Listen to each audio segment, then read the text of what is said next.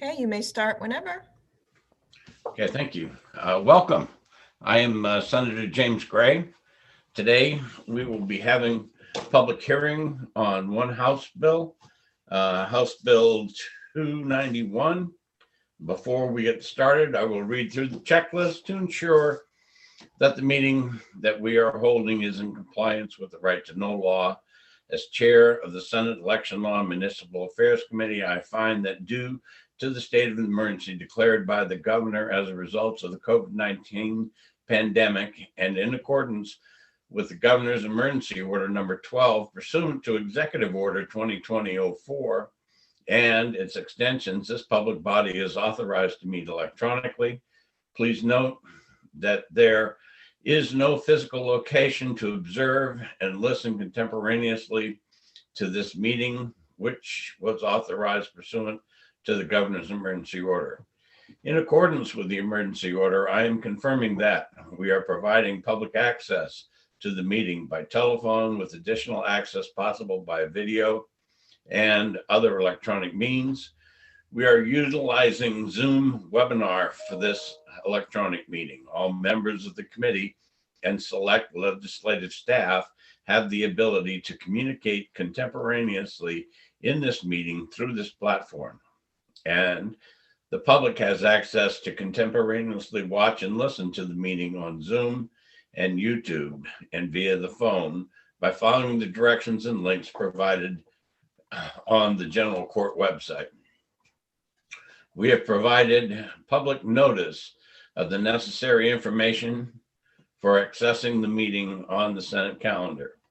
We are providing mechanism for the public to alert the public body during the meeting if there are problems with access. If anyone has a problem, please email remotesenate@leg.state.nh.us or call 603-271-6931. In the event the public is unable to access the meeting due to problems on our end, we will adjourn and reschedule. Please note that all votes taken during this meeting shall be done by roll call vote. Finally, let us start the meeting by taking a roll call attendance. When each member states they're present, please also state where you are and if anyone else is in the room with you during this meeting, which is required under the right to know law. I will call the roll. Senator Birdsell has a commitment. She will join us later. Senator Ward. Oh, Senator Birdsell is there. She's stuck in at the bottom of the screen on me. All right. Believe it or not, a doctor is on time. I am in my home in Hampstead, in my office/kitchen, and my husband is working at home and will be walking in and out periodically. Senator Ward. Good morning. I am Ruth Ward, and I am in my home in Stoddard, and I am alone in this room. Senator Susie. Good morning. This is Donna Susie. I'm at my home in Manchester, and I'm alone. Senator Perkins Quokka. Good morning, Rebecca Perkins Quokka. I'm at my office in downtown Portsmouth, and co-workers that might be in and out of the room. And I'm Senator James Gray, District 6. I'm in my home in Rochester, and I'm alone in this room. Before we get started with the meeting, I sent you 3 documents that have to do with the audit that's going on in Wyndham. The 3 documents are the count from election night in Wyndham, broken down by machine, and the hand count ballots. There were approximately 80 ballots that had to be hand counted, giving you the totals for those. The recount information from the Secretary of State, the copy that you've got was posted on the Wyndham Right to Know site that they maintain. And the 3rd document was the PDF file of the 4 machine tallies that were done last week during the audit. So those are there for you to look at. They are as up to date as I know. If anybody wants those machine counts from last week, those are available. If you go to the doj.nh.gov site is a SB 43 link. You click that link and then it's one of the top things right above the video. With that said, let us start the public hearing on House Bill 291. And if you would ask the prime sponsor to speak to us. All right, and I will bring in Representative Hill.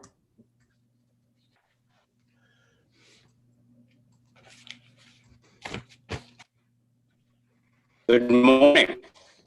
Good morning, Representative. I'm not sure if you can hear me. I can't see you on my screen at the moment. And maybe it would be better if I called in. We can hear you fine. Yep. Okay, great. Then I will proceed as if you can. For the record. Uh-oh.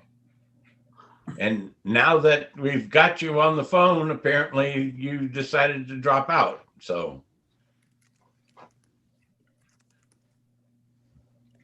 It seems that he left the actual Zoom. yeah, Maybe he he lost talked connection. about calling in on the phone. So if you see a phone pop up in the next minute or two.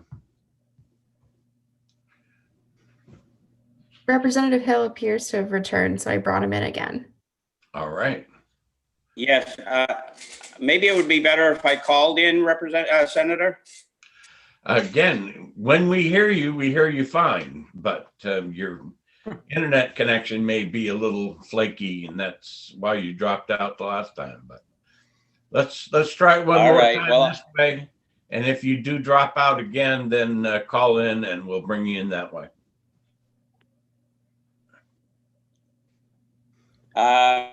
Yes, it sounds like I am being dropped, but I will try again. Then just call in and I'll talk about some other things before you get back. Also in your email this morning, Senators, I sent you Do Representative. you have the telephone number to call in? Yes, hold on. It's in the Senate. Can you tell me that telephone number to call in?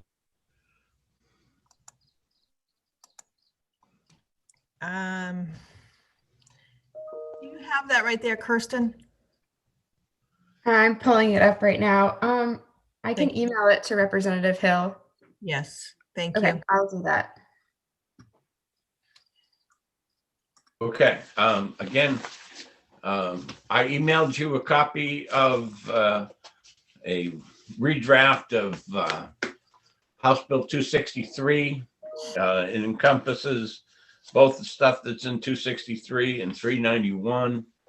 I did talk to Senator Susie last week about that, and then I looked up the inflation numbers in a handy dandy app that I downloaded. And it says that the amounts that were in the bills that were presented were quite high compared to what the inflation factor would have been since 1997. So I've cut those numbers down to just doubling them instead of, so please look at that when we get a chance. I've also, Senator Susie, rewritten an amendment for the other bill we took off of consent. That should be to us this morning. You had questions about the clerk and the supervisor. I think I changed it to the appropriate ones. You also talked about the registrar. The registrar is a defined term in the definition section right above that. And I found that reference to be what I thought was correct. So again, I do want to point all that out to you so that if anybody has any comments and we need to revise that floor amendment, which I did put in as a replace all floor amendment, so that because we've already accepted the amendment on the floor, the replace all will wipe all of that out and put us back to what the amendment says. So again, that's just a housekeeping thing, and we'll talk more about that when we get into That's the executive. House Bill 285, right? Yes, ma'am. Okay. All right. We haven't seen Representative Hill yet again. So Do you want me to introduce it and then when he comes in, he can speak about it? we've got Greg, oh, Representative Hill has his hand up, so apparently he is there. I believe he's still on the Zoom platform. I can bring him in again, but Representative Hill, I did just email you the information to call in by phone.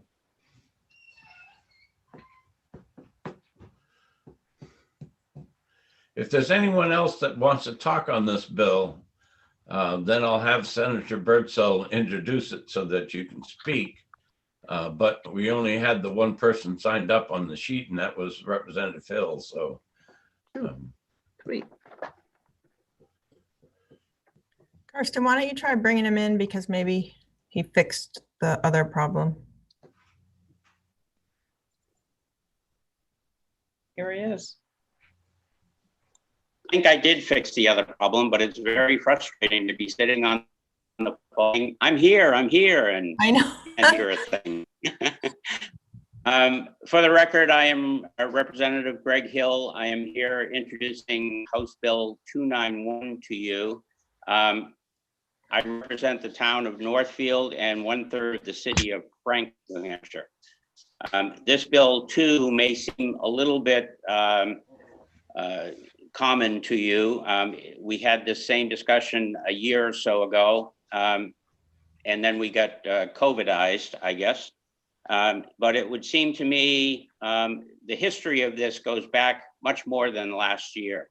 The history goes back to a conversation I had with the Secretary of State and the Deputy Secretary back in 2016 after that presidential election. And my concern and comments to them were centered around if I was a nefarious person and wished to steal an election or obtain fraudulent ballots, how would I do it?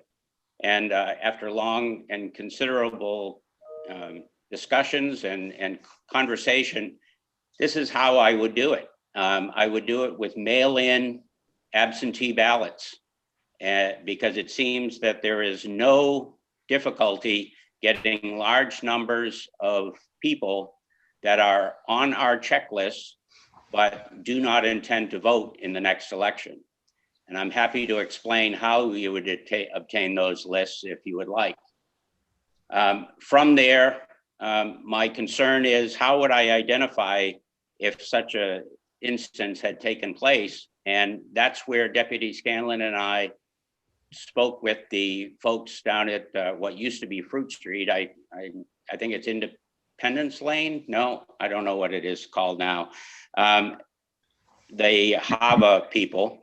And they prepared a list of out-of-state addresses where absentee ballots had been mailed.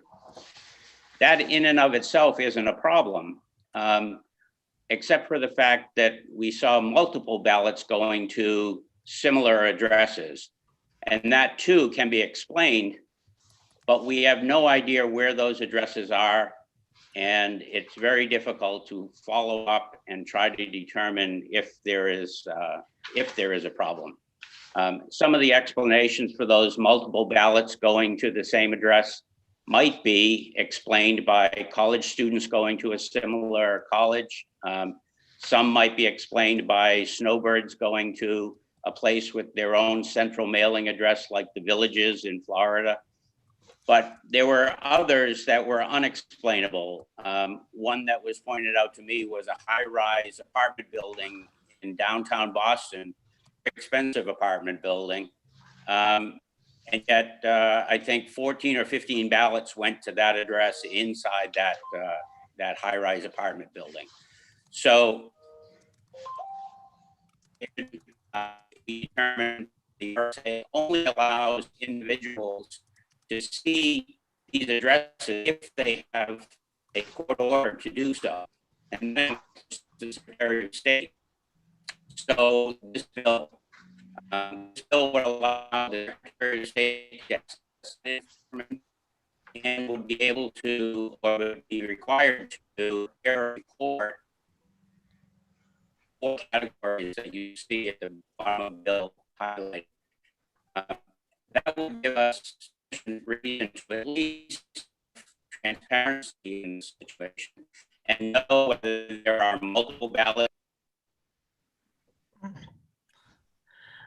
I was going to say he's gone. Yeah. Is there anyone else that's signed up to testify, or anybody that wants to raise their hand to testify on this bill? There's no one else signed up. Currently, I don't see any hands, Senator. Okay. We'll give Representative Hill just another minute. Is there anyone who wants to make comments of general nature? I will make one. Yes, ma'am. Oh, Today I know they're what gonna, yours is. today they're going to do an addendum calendar, or tomorrow they're going to do an addendum calendar. So if anything we put on consent today, and I do the blurbs, they just need to get back right away. And I told Senator Ward I would drive to her house if I had to get the blurb approved, but no kidding. And it looks like Representative Hill is back.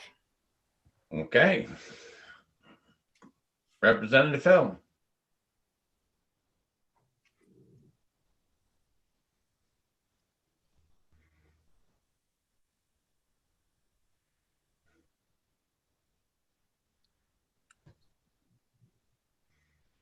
Representative Hill.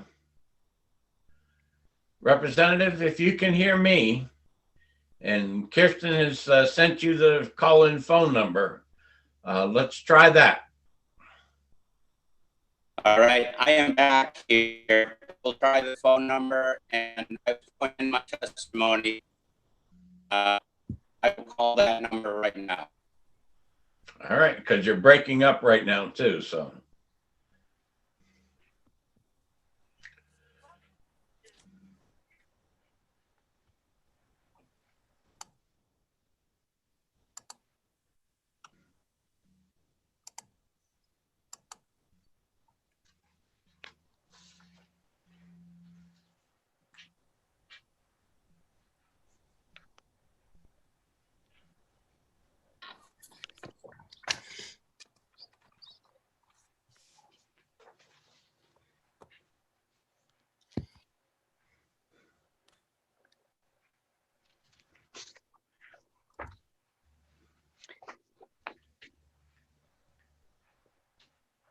Trisha is, oh, I guess I can look. Is Dave Scanlon on? I He do is- not see him. Yeah, he's not on. Okay.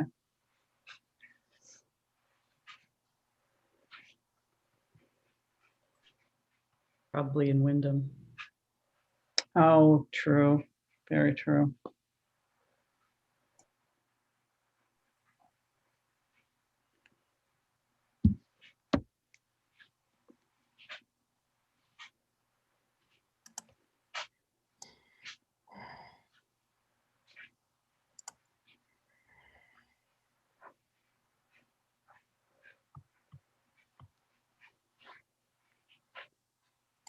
I've just sent each of you the amendment to 285. I haven't even opened it yet myself, so.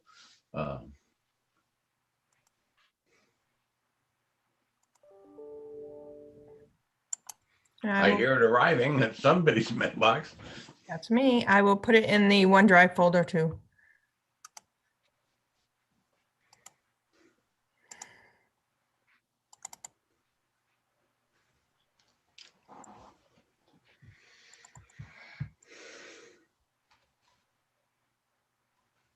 It looks like Representative Hill has returned, but not by calling in by phone number. All right. Bring him back again, I guess. So Representative, did you try the phone and it didn't work or what?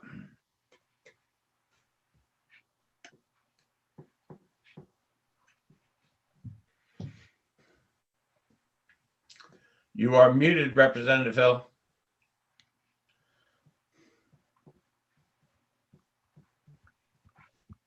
I just asked to unmute, but. Okay, there's a phone number, Kirsten, so I'll remove this one.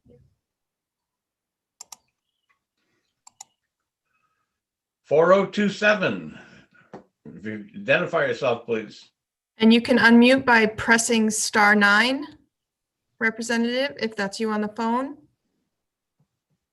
Or by pressing *6.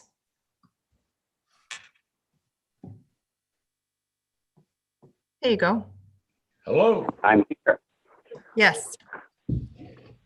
I apologize for all these technical issues. That's okay. All right. You were telling us about the addresses where people were sending multiple ballots and you were about ready to go on from there. Okay. So we have a list. I think the committee is aware of the list. It indicates multiple ballots going to multiple locations, with a high of 23 ballots going to a single address. About 10% of the ballots that were mailed, that were requested by mail and sent to an address outside New Hampshire, were sent to these common addresses. So it seems to be that was a one-time indication. We haven't been able to get the information since. I believe Deputy Scanlon has asked for the information, but I have no idea if he has received it again. But I wanted to try to be able to create this report by the Secretary on an ongoing basis, so we could indicate whether this is an ongoing situation and perhaps ask for further investigation. And with that, I will end my testimony. I'm happy to answer any questions. Okay, questions from committee members. Senator Birdsell. Thank you, Mr. Chair. Thank you, Representative. Do you know, if I recall, you did bring something similar to this last year, and it was testified that these could possibly be people on campus. Do you know if this address was a campus address? The situation that I described with the high-rise apartment building in Boston did not appear to be a normal college dorm type arrangement. This was a very high-end, high-expensive apartment building. So I would think not, but it certainly isn't proof of anything. It simply indicates an area for further investigation. Thank you. Additional questions from committee members? Okay, I do have a question. Right now we are dealing with House Bill 326, which also has to do with lists of absentee voters. If that were modified, because there is a place in the statute, and it may not be that citation, which in Senate Bill, House Bill 326 is amending 657-15. But there is already a way for the state parties and statewide candidates to get lists of absentee voters. If that does not contain the address that it's mailed to, then modifying that would get you what you're looking for, Representative? I think it would. but I think it would be much easier and cleaner and more understandable if all we did was allow the Secretary of State to have access to this information and compile a report.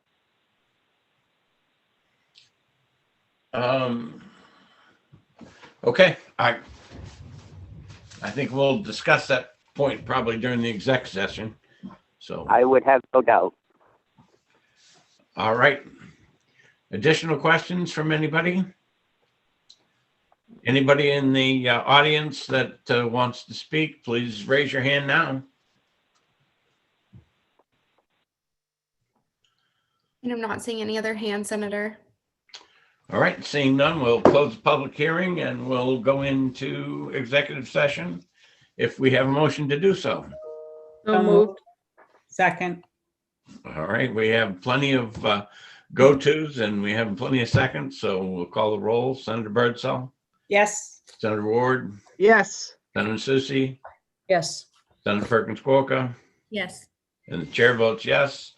We are in executive session. We might as well start with this bill.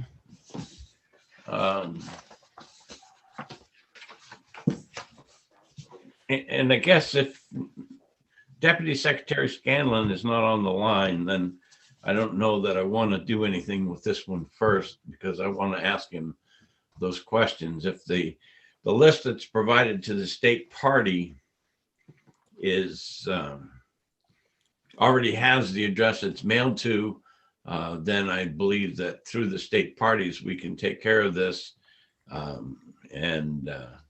The other thing is if this report were to be compiled, I guess I would like it to go to the applicable committees in the House and the Senate for them to look at.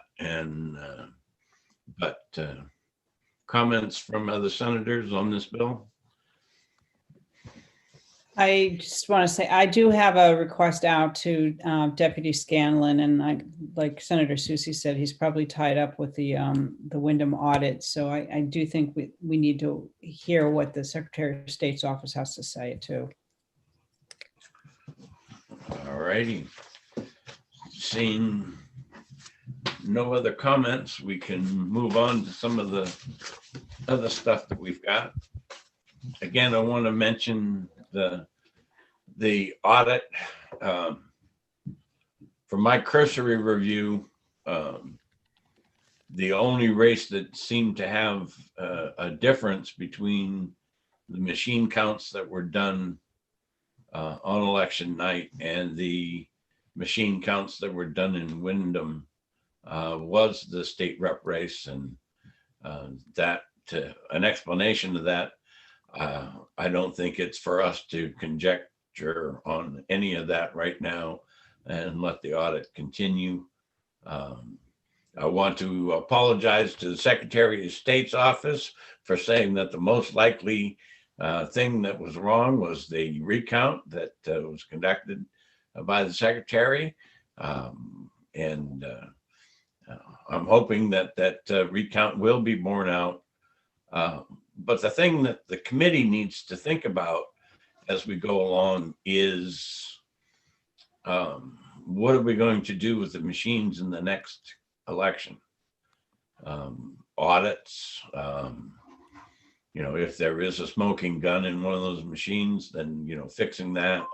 So there are things that we need to consider in the future, what we're going to do or not do on legislation that would affect how we count, what we allow to be used for machines, etc. So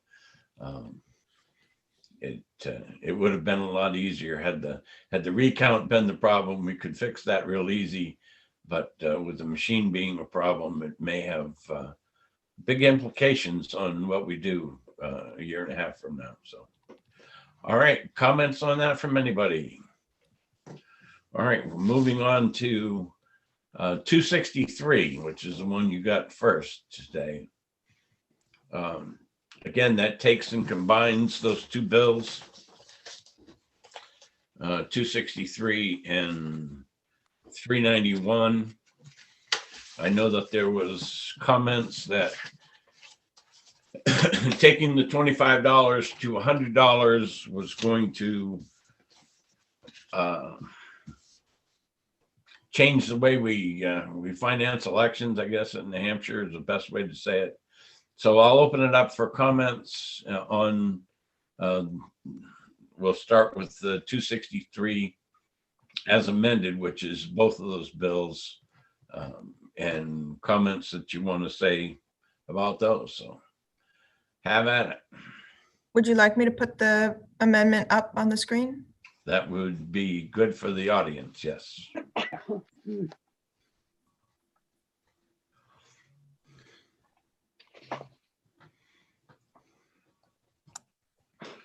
I guess I should comment on the amount of money that would be raised.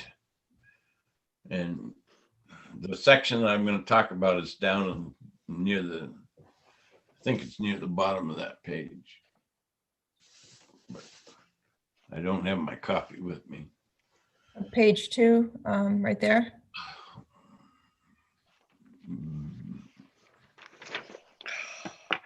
It's the section that was going to be changed from 5,000 down to 3,500, and Is it at the beginning? maybe it is. Oh, yes, right there. Okay. This bill, what it basically, that part of the bill, what it basically does is it stops the difference between pre-signing up and the primary, and kind of lumps those two together. And then you have another section for the general election. If we had dropped that down to the 3,500 in the original bill, and somebody had already received $5,000, then what would we have done with the other 1,500 they received? So in this case, if you had received $5,000, then you would still be able to take care of that. And if you received any additional funds, it would all be general election funds. So I did want to point that out. Along with what I had said before, is that instead of going and tripling some of these things, I did just go to doubling them. The rate of inflation from that point would have been just under doubling them. But to keep the numbers easy to remember, instead of going to 40 some dollars and whatever, I did go to the 50, and the 100 went to 200 for providing the rest of the information. So comments from the senators. I almost wished we could divide the question, Mr. Chairman, because there are parts of this that are very good, and I think you've done a good job integrating the two bills. As we had talked on Friday, I think going from the 25 to 50 makes sense. I think the way you've dealt with the issue of the 5,000 pre-filing and making it 10 overall, so it's 5 and 5, that makes good sense as well. The two pieces that I'm struggling with, though, and I had mentioned to you, are it appears to me that this would remove the voluntary spending cap that's in the statute.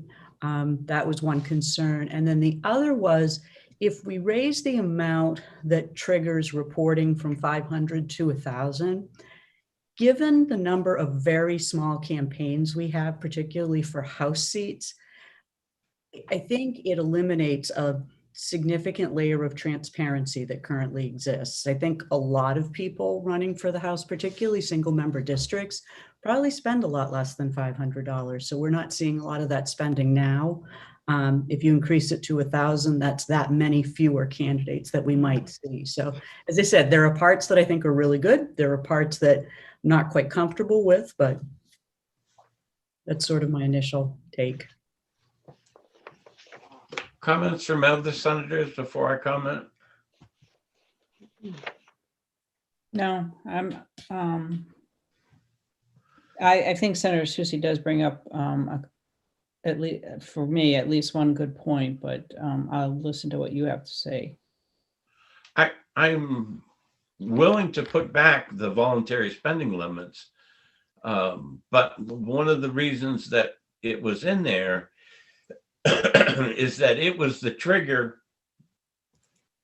for being able to accept donations from one person during the primary and general election phase that would exceed the 1,000, which is the limit for anyone who doesn't. And if we go to this system, then I really don't want someone being able to raise, well, right now in the current system, if you don't sign the agreement, then it would be 5,000 plus 1,000 plus 1,000 or 1,200.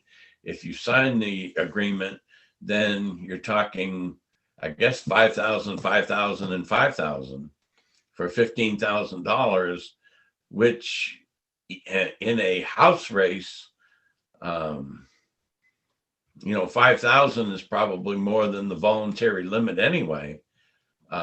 So that didn't make sense to me. Again, I'm really struggling with what kind of a reward do you give them for accepting the voluntary limits? And since those numbers haven't changed, and I think of the 5 of us here for Senate campaigns, I'm probably the one who spent the least and got closest to the voluntary limits the way they are now. And that's a lot of shoe leather instead of dollar bills that you go out and you do to win your campaign that way.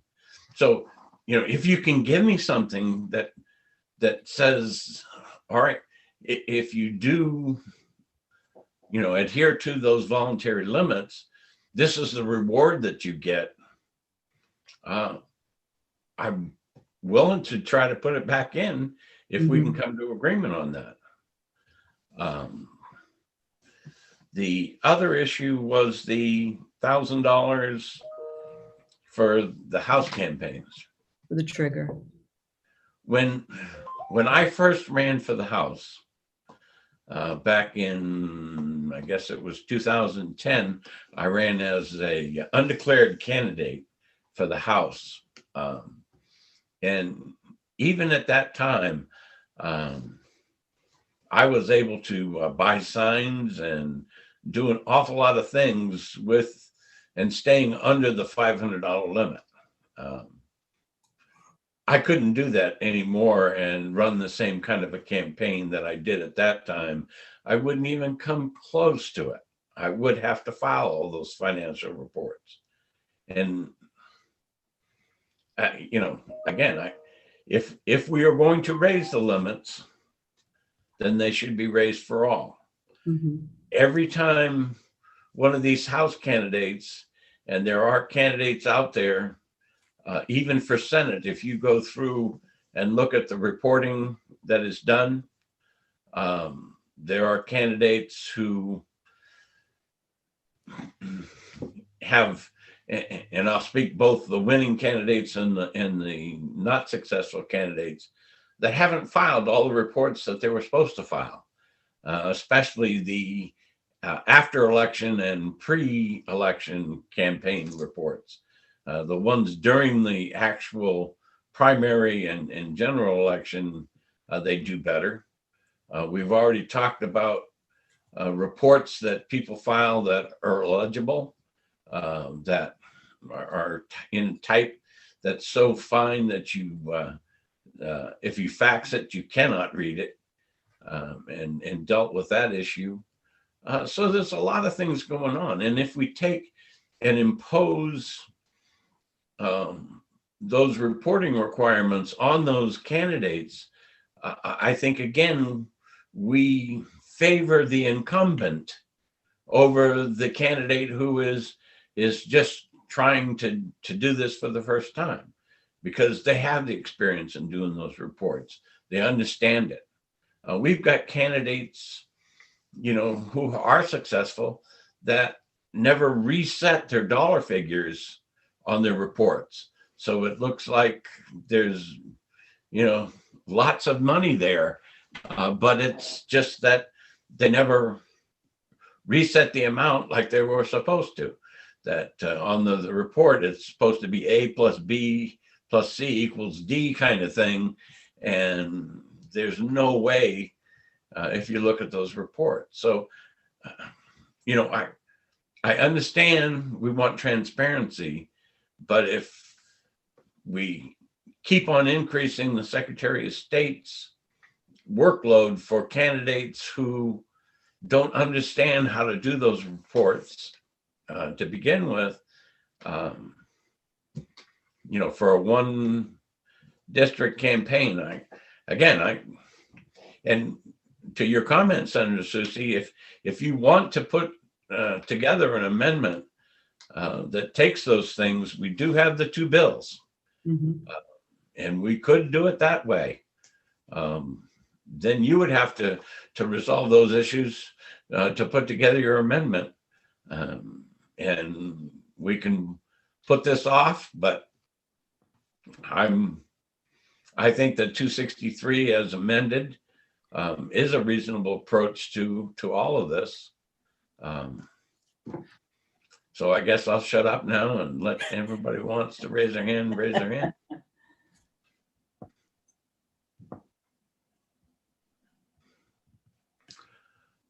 All right. Seeing none, do I have a motion on 263? I move ought to pass. All right, we I'll have a motion second. ought to pass. Do we have a second? I'll second it. All right, do we have a motion on any amendment that might happen to be out there? I move ought to pass on. Tricia, what's the number of the amendment? It is 1502. 2S. I move ought to pass on 1520S. No, 02. 02S. I knew what you meant. 1502S. Discussion. Is there a second on that one? I'll I'll second. second, or, okay, Ruth seconded. Yep. Further discussion.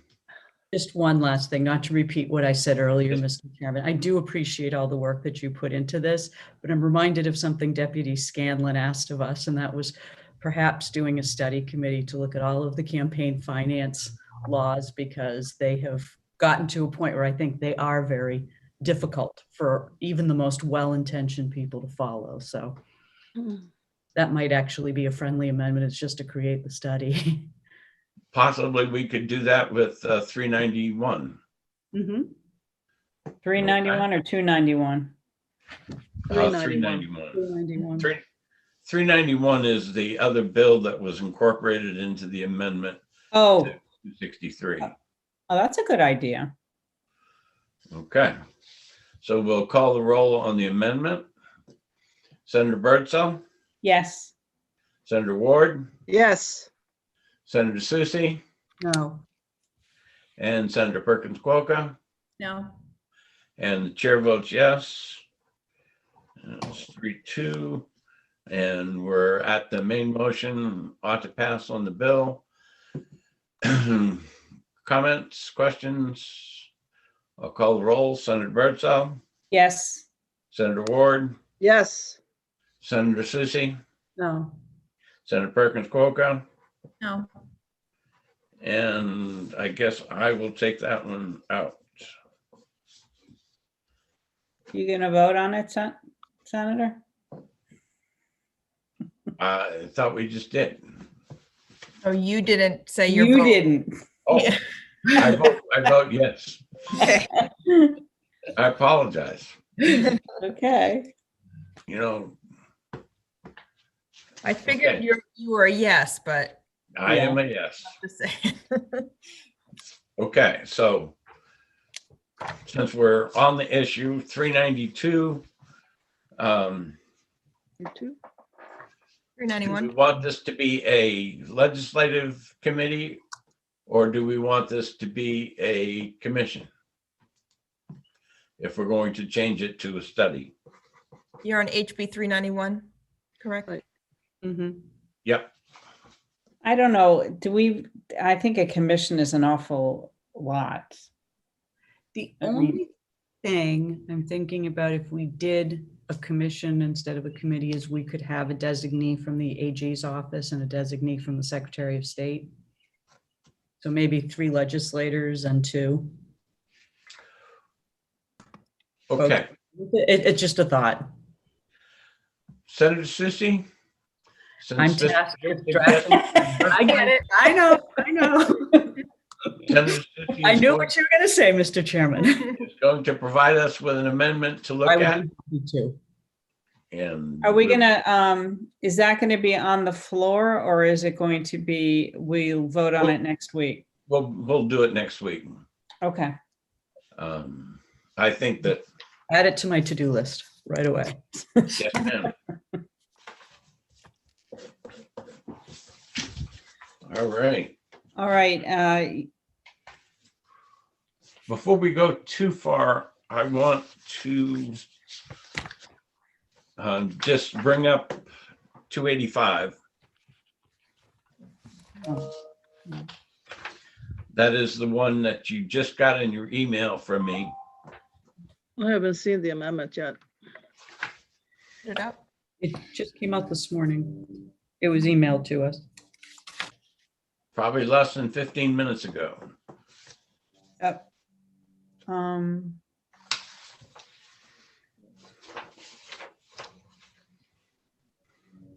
is it in the OneDrive? 9:50, it was emailed. And I did put it in the OneDrive, but I Was will it share it. 1503? Yes, I 1501. have it printed out, but it's up on the 3rd floor, so I'm gonna walk up there. Tricia, if you'd bring it up on the screen. Sure. Just looking at which one I have. Okay.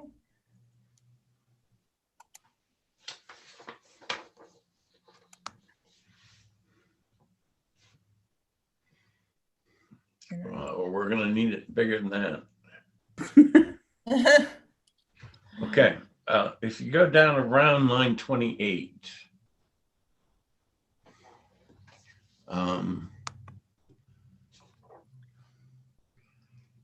It'd be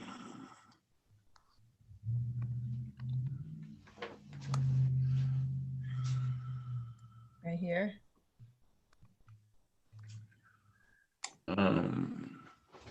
It was in the address maintenance section, which is 65445. oh, because they did it as a replace all, it doesn't Yeah, look it's like. further down. It's this section, Mr. Chairman. here, okay. Yes. Okay. The old amendment used to say on line 28, 29, such clerks shall notify the Secretary of State of the results of such a review. And you And changed it that to. such clerks, if the review is being done on accepting people, it's the supervisor of the checklist that would do that. And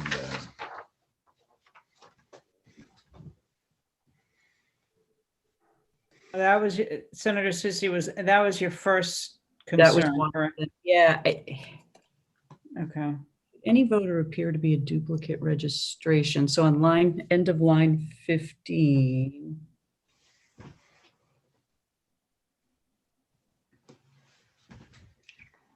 I just thought that was sort of clunky language because you're referring to a person as a registration, but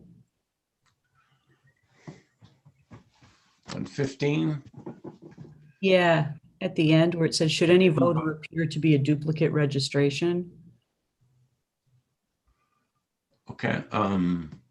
That was the other thing that I thought was. Well, it's kind of talking about the record. Mhm. And so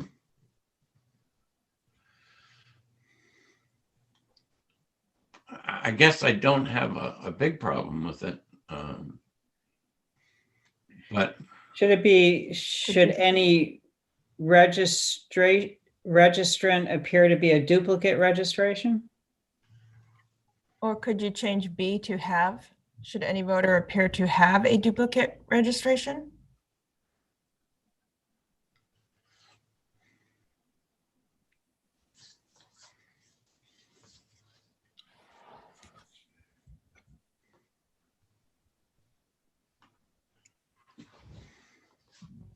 How about just should any registration appear to be a duplicate?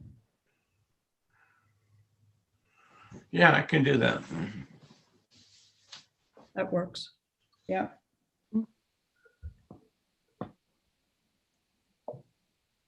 Senator Perkins Quokka for the win. Yep. Use my attorney skills once in a while, right? I wanted to say that, but I wasn't going to.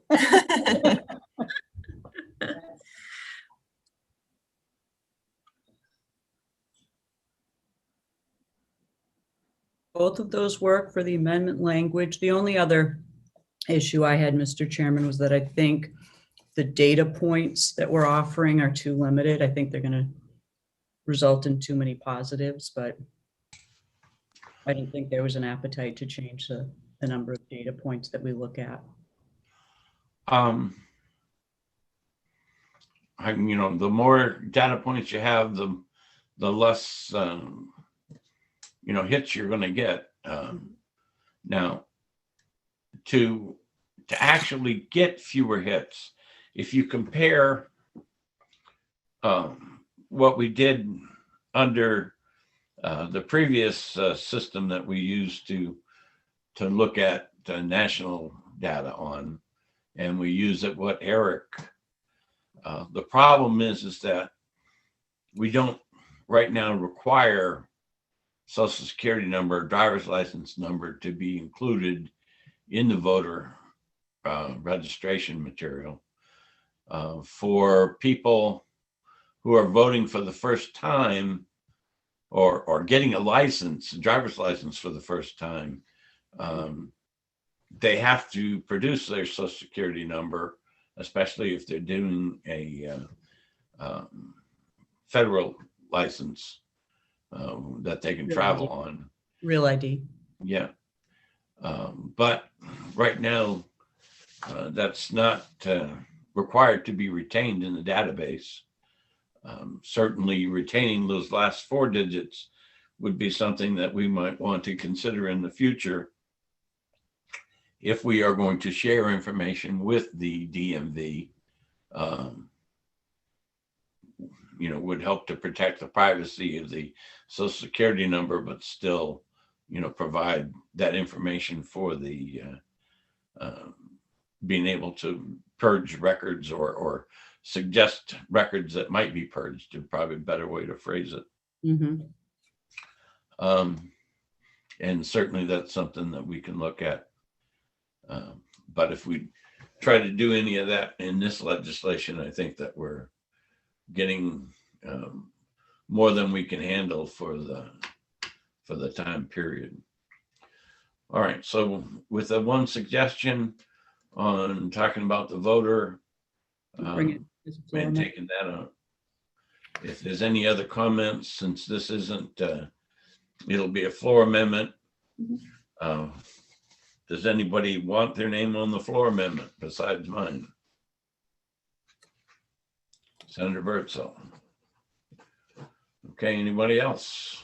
Okay. I will take care of that.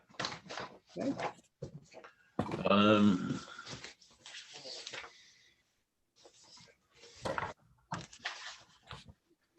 Let's see.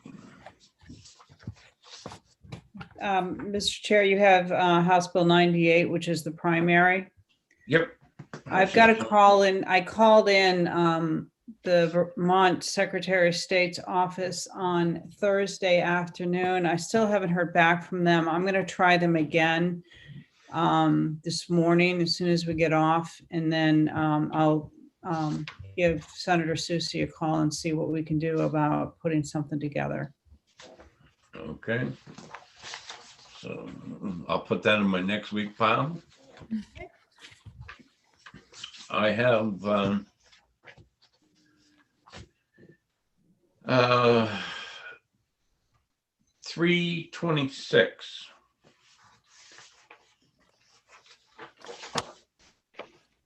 That was requiring towns and city clerks to make electronic lists of the persons who have requested them absentee ballots.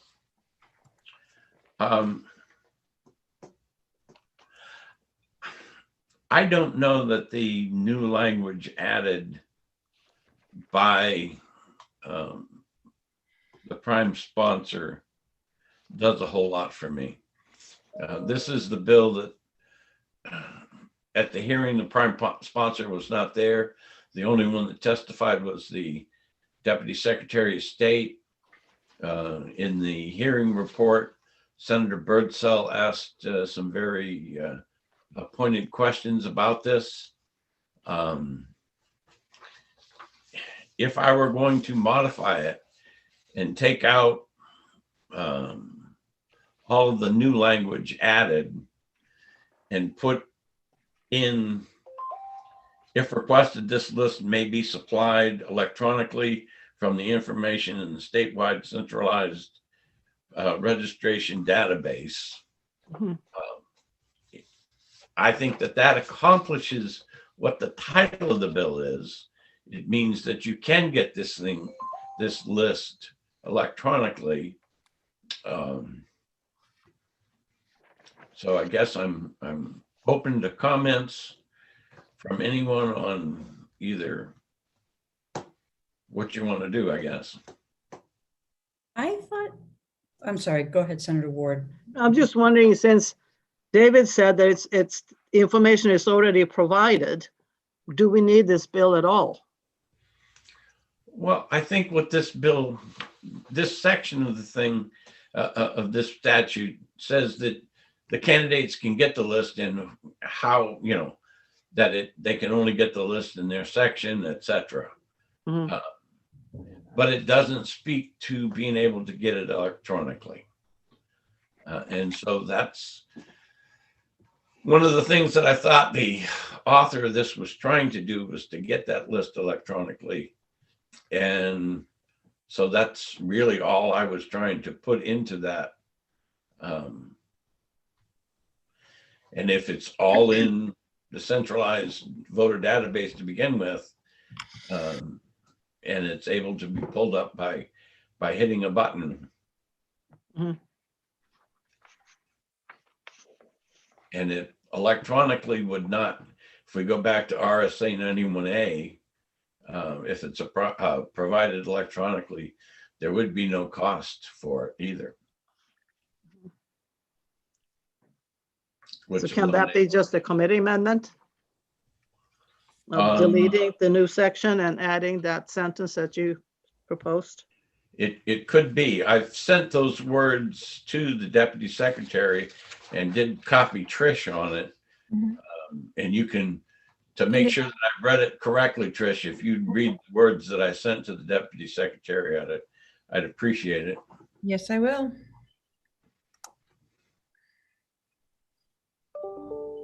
Just gotta find it in my email here.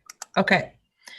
It says, if requested, this list may be supplied electronically from the information in the statewide centralized voter registration database.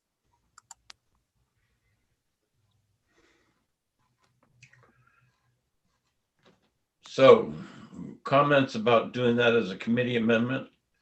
Do you like it? Do you not like it? You won't hurt my feelings. I think it's a fair compromise. Once again, I kind of struggle with, I don't know what the problem is that the prime sponsor was trying to address, because to my knowledge, that information is available. There's information, there's language here about not requiring prepayment, and I don't know where that's a problem. I was asked to do one thing, and that was a constituent in Senator Ward's area that was trying to get a list of from the database. And again, that had to do with trying to get it electronically, vice in paper. And so, again, that's part of what influenced me to write the statement that Trish just read, is providing, clear guidance in the statute that if somebody wants it electronically, they can ask for it. Again, that eliminates any cost. There's a couple of keystrokes in an email for the clerk to do. So again, it was. I'm okay with the sentence. Yeah, the only question I have in the bill is it on as introduced. I'm presuming that's in the House. Clerk shall not require prepayment prior to releasing such lists. Have there been cases where the clerks have requested an advance payment?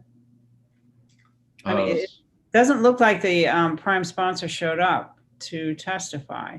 He did not. And in the case,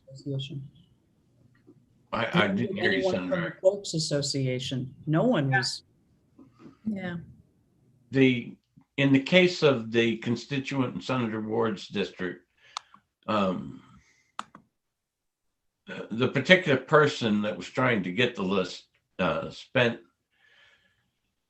approximately $300 because what they gave her was the checklist, and it had her pay for that. $300. Yeah, 50 cents a page, and the document was 600 and some pages long. Jeez. Okay. And again, what she really asked for in the beginning was electronic copy of the information. And that was supplied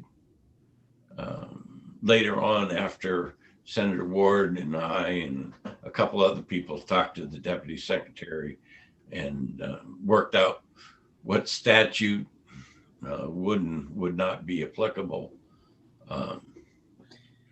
So again, that's one real world example of how costly some of these things can get if the question from the person who's seeking the information isn't interpreted correctly, or the information, and it can be very costly when you file a request or going to the general thing. If you request the right to know information, and they have to produce copies of it and stuff. So is this piece of legislation actually wanting authorizing electronic copies versus paper copies? The part of the bill that I'm modifying, taking out the language that was added, lines 5 through 11, I guess it is. Yeah. But the words that I'm putting in, the request, if requested, this list may be supplied electronically from the information provided in the statewide database. That the only point of those words is to make sure that if the person asks for it electronically, that they can get it electronically. And RSA 91A would say that if you're doing it electronically, unless you needed to provide it on a thumb drive or some other media that it couldn't be emailed or whatever, there would be no charge except for the thumb drive or if you did it on a CD-ROM or excuse me, on a DVD, I guess now. So yeah, I'm good with that language. I mean, yeah, it's, authorizing if we need belt and suspenders, this is probably it. Can I put that up, Senator, and you can tell me what you want for the, let me just.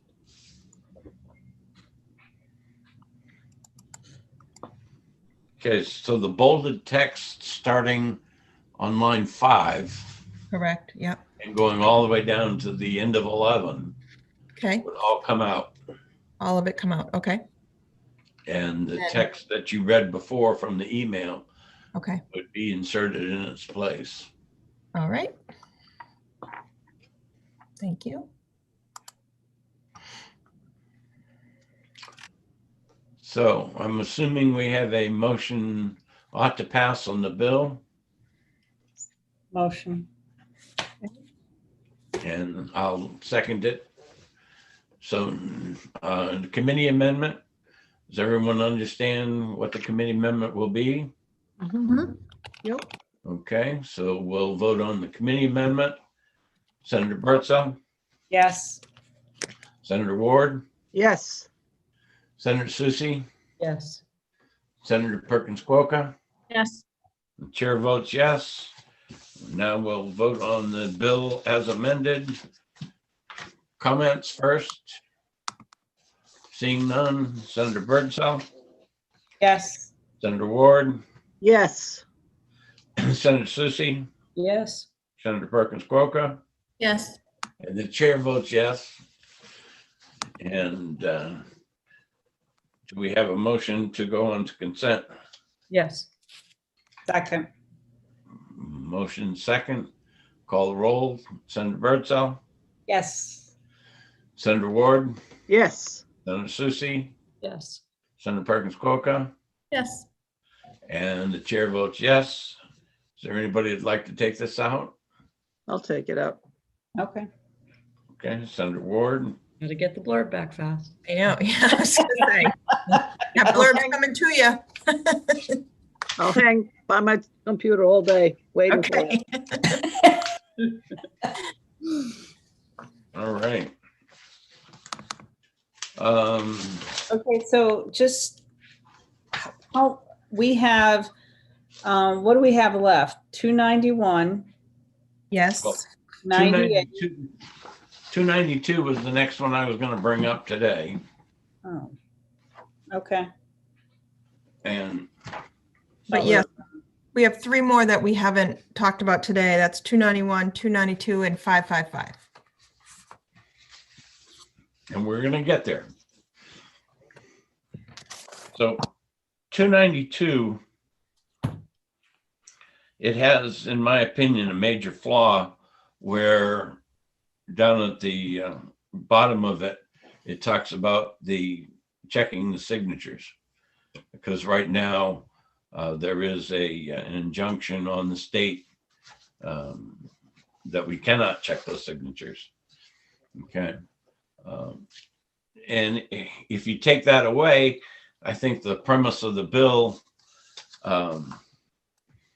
pretty much goes away, that there's no reason for, and if what we passed in Senate Bill 54, and I know some of us didn't vote for that, is enacted, I don't see the need for this. Where if the House, we're going to take action before June the something or other, I probably would hold this, stick Senate Bill 54 language in it, and send it back to the House that way. But since they're not going to take action until after we probably take action, that doesn't make a lot of sense. We could re-refer it to the committee. And then if they don't do what we would like in some of our other bills, on voter identification, then this would be a vehicle that we would be able to send right back to them in January of next year. Comments from you guys? What do you want to do? That's actually not a bad idea Keep a vehicle so that if we need it, for Mhm. next year. Yeah. or we could table it. So it sounds like Senator Birdsell just made a motion to re-refer and Senator Susie seconded it. Further comments? That I heard. Apparently, I still haven't learned from the Coast Guard not to volunteer. Okay. Seeing no other, we'll take the roll.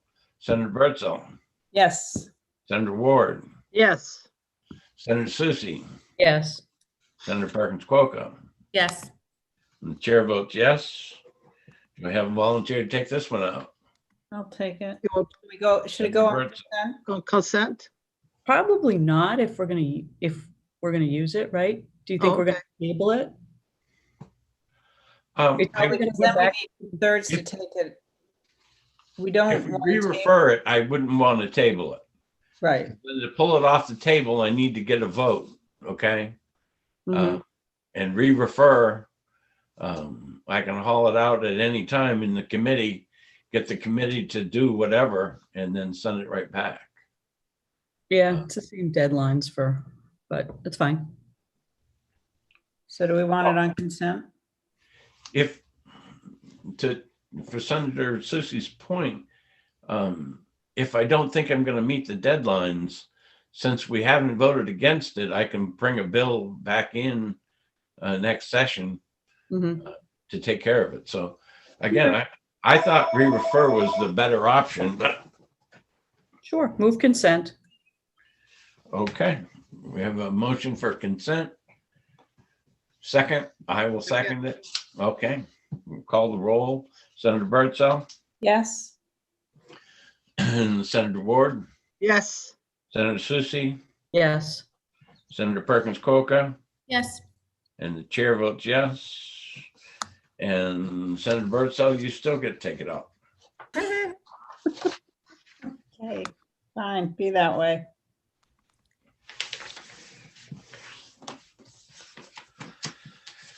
Okay. 555.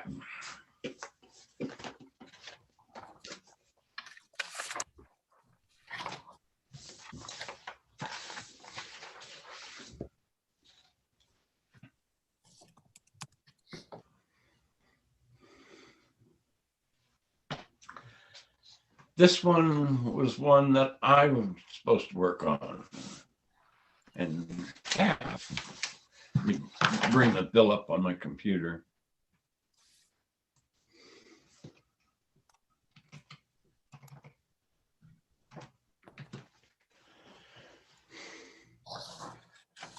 And just while you're doing that, Chair, I do have a prime hearing at 10:45 today. It's delayed, so I can stay with you guys for a while longer, but I'm just keeping an eye on it. Okay. Thanks.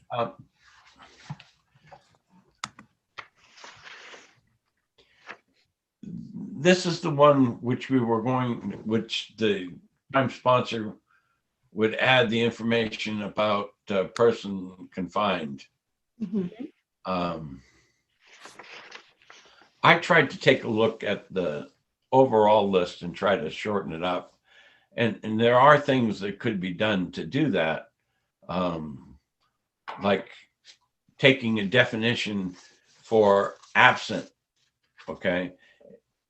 And saying, absence is you're temporarily away from your abode, your domicile, or cannot get to the polls at any time during the time the polls are open, unable to get to the polls because of work, volunteerism, etc. But again, I didn't feel we had the time to do all of that. You want to re-refer it so we have time? That is pretty much up to you guys. Well, was there anything really in the testimony that was saying that this is a pressing need or anything? I didn't remember it. Well, we only had 3 people testify. We had the prime sponsor, then we had Henry from the ACLU, and then Dave Scanlon did have some concerns about the space available on the on the affidavit, and he wanted to, that's, I think, what you were trying to work on, is to consolidate some of the language so that there was, giving them a little bit of space. And where it But doesn't, it's a phrase in two different places on, I understand the overall, the form getting longer, but I think the point was that there are people, because of the way the language is written and because there isn't specificity about people that are incarcerated, you're asking somebody to sign something that appears to be a legal document and they're already in jail. They don't want to get themselves into more trouble without a clear form, I think was the issue. So, because Right. These were right there already have under law. So, I mean, there are elections coming this year, which I would think we'd want to protect their right to vote. The one way to get out of this quickly would be to pass it, and then on line 17, put in absent from the city or town or incarcerated in a penal institution, stick it up in that one. But when I looked at it, it doesn't shorten the form any, at least here on, the page that we've got. Right. Because you use just about the same number of words. If we really are going to work on the form and there is no pressing need, I guess I go along with Senator Birdsell that re-refer might be the right motion to make. But if we're not going to get religion and actually work on it, then, well, the only elections I think we have right now coming up would be in the fall for the municipal elections, I think, the city elections. Yeah. Right. So it would, if we were to pass something, it would affect those. Or if we didn't, it would affect those, either way. So, I mean, I would, if we didn't have elections coming up, I would say we probably should re-refer it so we get it right. I'm just afraid if we pass it right now, and I don't know what the Secretary of State's going to do, but what's... Senator Susie, I saw you start to talk. yeah, I was just going to say, I think we should pass it. And then if work needs to be done on the form, I think we have other vehicles to do that. Because I do think it provides clarity for, although a small number of people that may or may not decide to exercise their right based on the lack of clarity in the language. So, Well, we've already re-referred which one? 5? Which one did we re-refer? We just re-referred 292. yep, we re-referred 292. So we could probably add some of that language to 292 if we want to work on it. Mm-hmm. I agree with Senator Susie. I'd like to see it pass. I have to hop to my other hearing. Hope to be back very soon. Okay. I think I have a motion of ought to pass from Senator Susie, seconded by Senator Perkins Quokka. Oh, okay. And I'll call the roll. Senator Birdsell, Yes. Senator Ward, Yes. Senator Susie, Yes, Senator Perkins Quokka. you just left. Okay. And the chair votes yes, so that's 4-0. And Senator Susie, Sure, I'll take it out. One less Sure, blurb. That's so I fine. can wait No till blurb.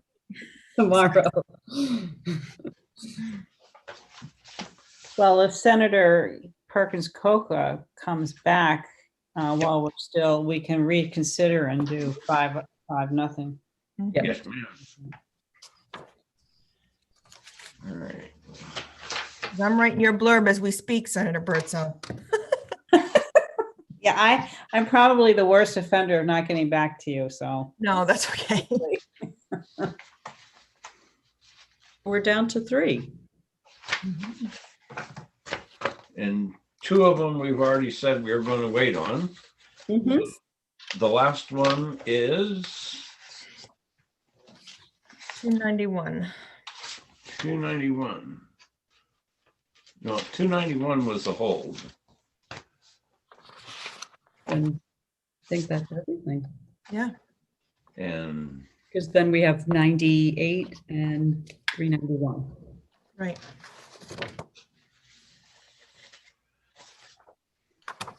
391, I'm going to draft an amendment to do a study for campaign finance. yes. Okay, so right now we only have 98, 291, and 391. Okay. All right, so let's do 98. Where are we, ladies? Well, I just mentioned that I have a call I called on Thursday, the Vermont Secretary of State's office, because according to David Scanlon, when they moved their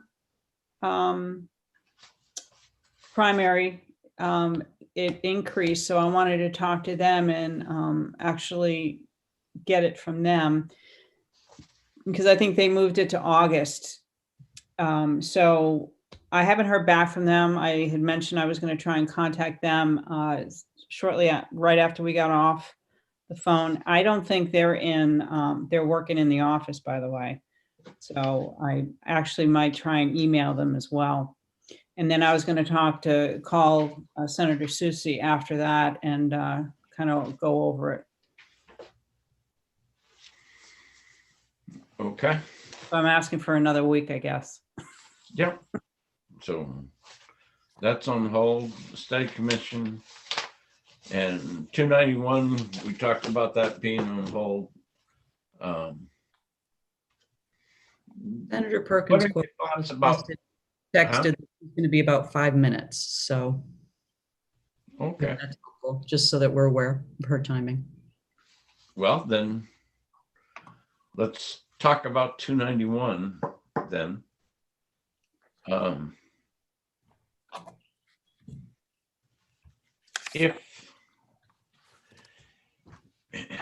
If the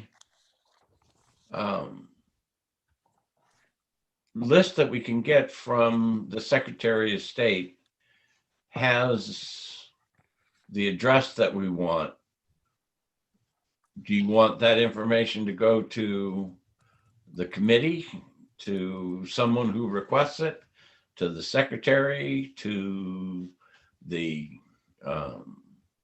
political parties? Do you want the list not to go anywhere? I was reading your expression, Senator Susie. You're becoming clairvoyant, Mr. Chairman. No, I never thought about changing my name to Clara, but that's I think if it goes to anyone, I think it should go to the state parties. they would certainly be the ones who would be most interested in it. The other option was to send them to the committees and get somebody to parse the data and maybe in the pivot table or something about addresses. I don't see a lot of clear direction here. No, I know. I think this is one where because Dave Scanlon wasn't available, I thought we were going to kind of wait and hear what he had to say about it. And certainly I do want to get his input, but if I can vamp until Senator Perkins Quokka comes back, we can have our other vote. You know, like, there are going to be addresses where, as we said, particularly like in the Boston area, that are likely to be colleges. I mean, if you have multiple people at an address, I know one Representative Hill said was a higher end apartment building. It could just be that it's, you know, a student's parent who owns the building. Who knows? I mean, but yeah, my granddaughter went, she just graduated summa cum laude in communications from Quinnipiac. Very proud of her. But Congratulations. instead of using the campus mail, because the campus had rented some houses and apartments that were in other places, she actually used the mailing address for the apartment so that she didn't have to go to the central post office, on campus, which was about 1.5 mile, 2 mile trek apparently. So I can understand, why in Boston, some college may have rented several floors in a building, to provide housing. Mhm. I know my other granddaughter who's down at Roger Williams, that they normally guarantee freshmen and sophomores rooms in the dorms. But this year, because so many people are taking them up on that offer, that they're finding it very difficult to find room for all the freshmen and sophomores.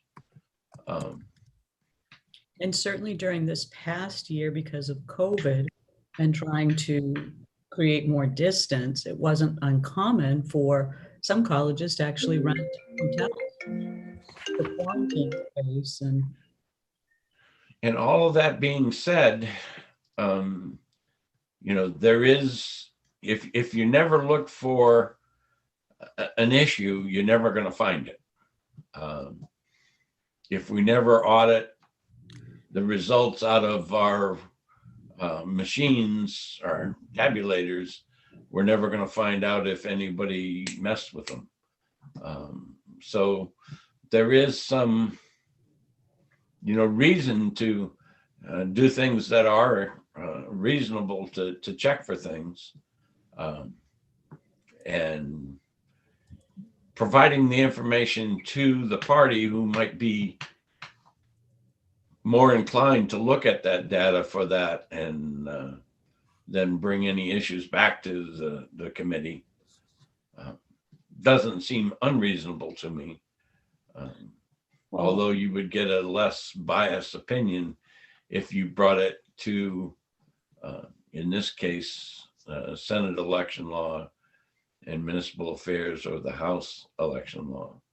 Well, if it comes back to, and I'm fine with that, if it comes back to them, does that make it public information anyway?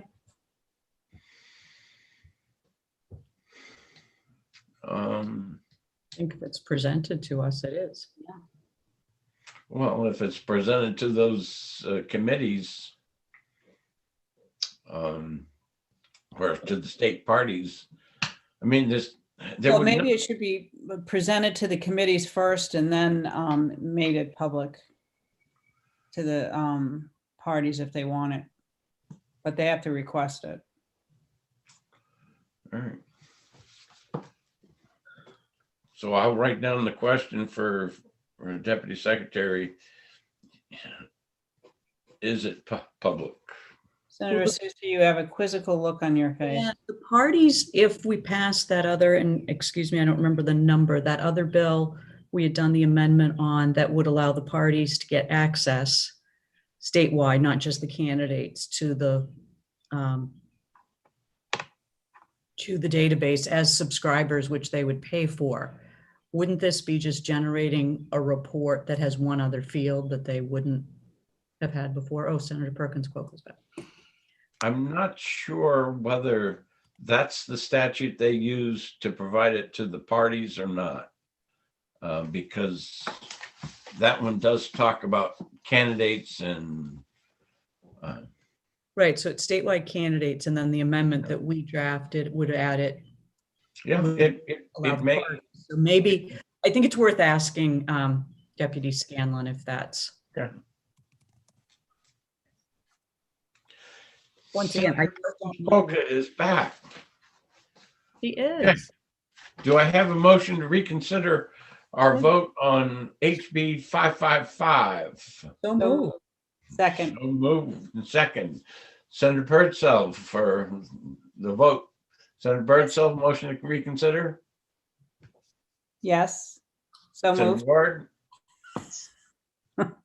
Senator Susie, Yes. Senator Perkins Coca, Yes. and the chair votes yes. Okay, we're back to an ought to pass motion on House Bill 555. Seeing no comments, Senator Birdsell, Yes. Senator Ward, Yes. Senator Ward, Yes.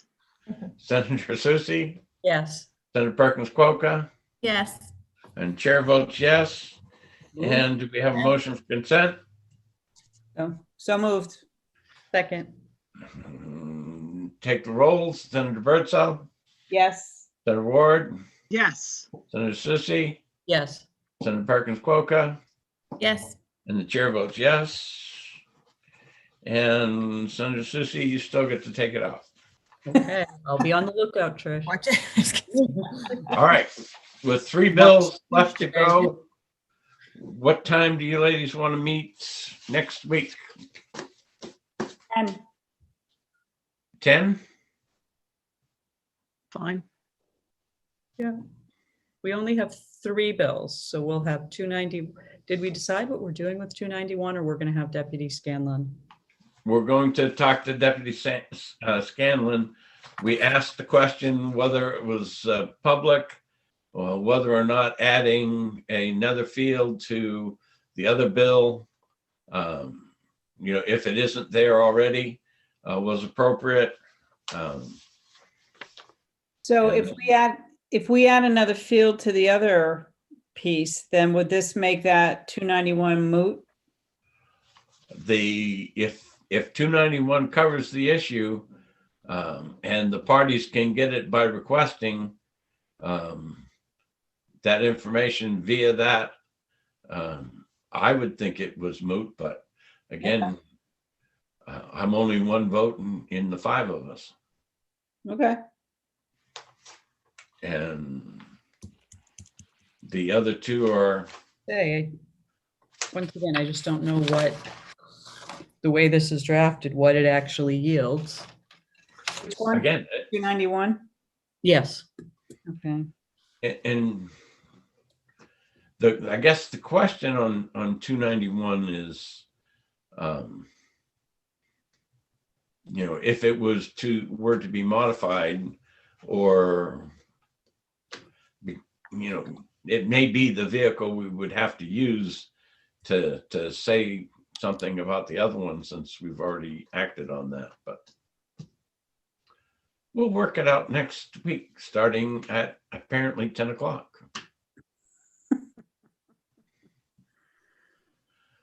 Anyone have anything Enough else? time to put my dog in timeout again. Okay. All right.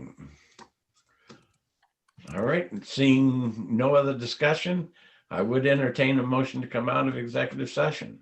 So moved. Second. We have a motion and second to come out. Call the roll. Senator Birdsell, Yes. Senator Ward, Yes. Senator Susie, Yes. Senator Perkins Coca, Yes. and the chair votes yes. Do I have a motion to adjourn? So moved. Second. Second. We have a motion and second to adjourn. I'll call the roll. Senator Birdsell, Yes. Senator Ward, Yes. Senator Susie, Yes. Senator Perkins Coca, Yes. and the chair votes yes. See you all next week at 10. Tricia, the Say. blurb is fine. Thank you. I was gonna say, it's in your box. We'll be watching. We'll be watching. Yes, thank you. Thanks, Tricia.